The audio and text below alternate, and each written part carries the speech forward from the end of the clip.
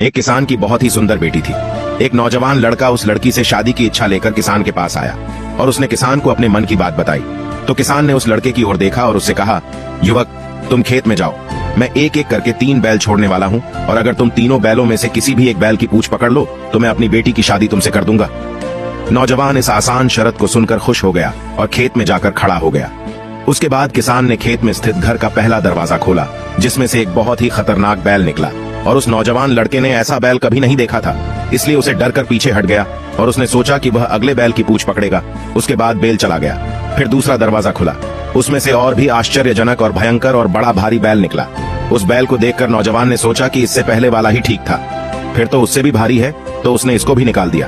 अब तीसरा दरवाजा खुला और उसमें से एक छोटा और मरियल बैल निकला, जिसे देखकर नौजवान के चेहरे पर मुस्कान आ गई। जैसे नौजवान उसकी पूंछ पकड़ने लगा तो उसने देखा कि इस बैल के तो पूंछ ही नहीं है। इस प्रकार उसने अपने सारे अवसर